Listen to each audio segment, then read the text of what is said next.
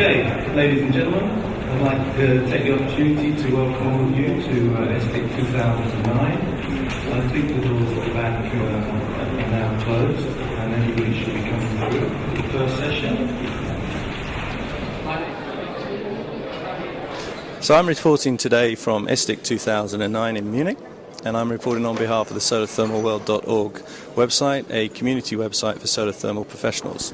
I have with me today Christine Linz, who is the Secretary General of the European Renewable Energy Council.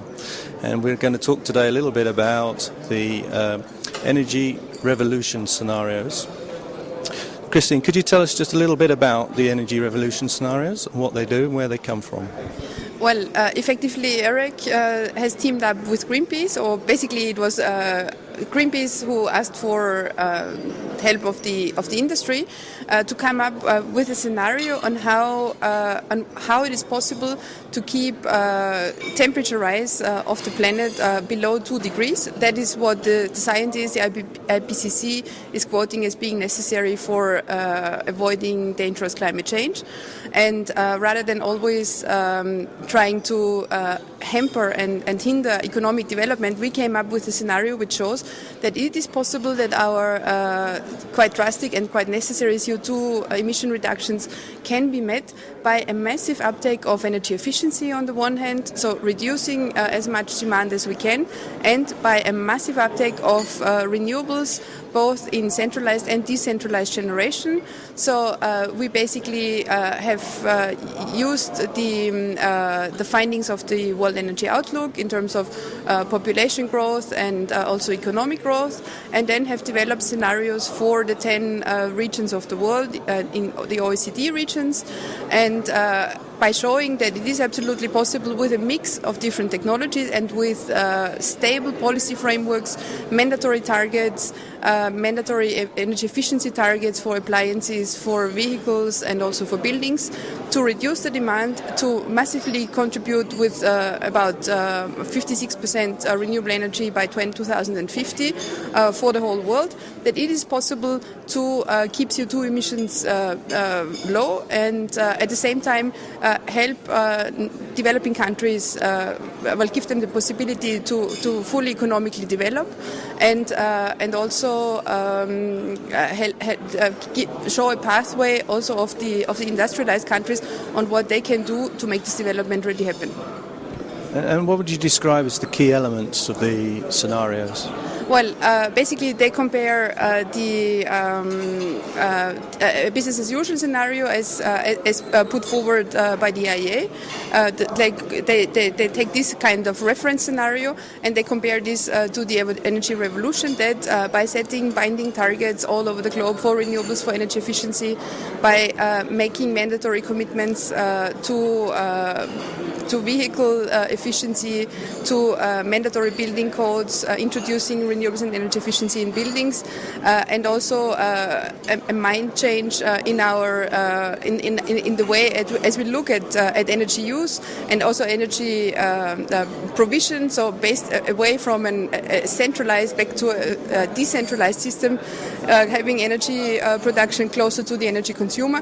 That it is absolutely possible to keep CO2 emissions low, to have economic growth, and then this automatically massively results in a massive development of the renewables industry and also a massive creation of jobs in the different sectors. And this can happen in the developed world and in the developing world? Yes, effectively. We have done these scenarios both for the developing countries and for the developed world, because I think it is very important. We have to show the developing countries a way how it can be done, but we cannot prevent them from economic development, because, we should basically learn from the mistakes that we have done and try to help them avoid those mistakes, but we cannot not allow them to grow. When we look at the energy use per capita, we see that North America, that Europe is consuming much more energy, is of course also much more emitting CO2 per capita than these developing countries. So our emissions have to drastically be reduced, whereas the emissions of the developing countries can still a bit grow, but then need to be stabilized in order not to have the global temperature go beyond the 2 degrees. as indicated by the IPCC.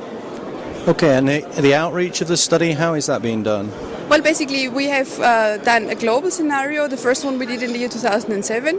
We are now in November 2008. We published the update of the global one.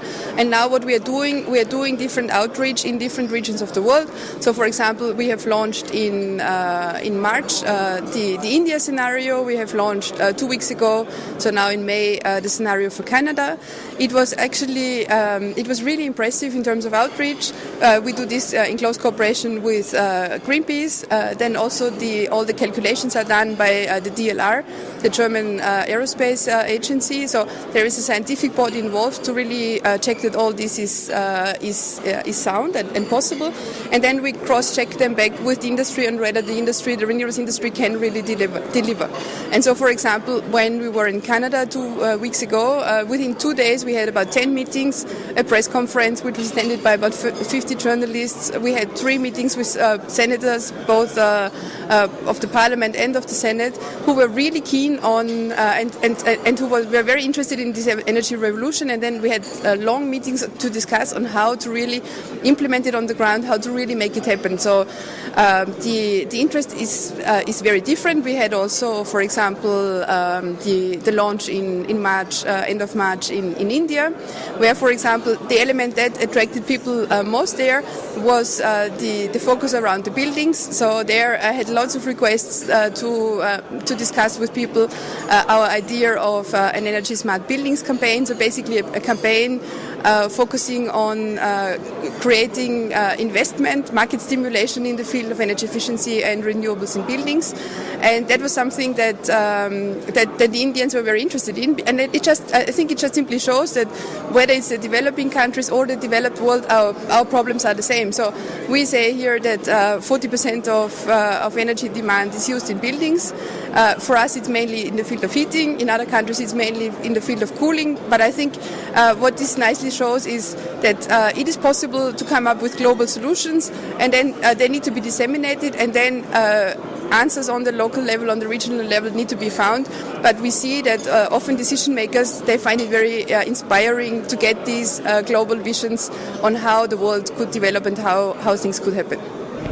And finally, where can you get this information? Can you download it from a website somewhere? Yes, you can download it from energyrevolution.info. You can also download it from the EREC website, www.erec.org. And from there you'll find a link to the Energy Revolution, and the scenarios are available there. Okay, so that's www.erec.org. Yes, that's it. Thank you very much, Christine. You're welcome.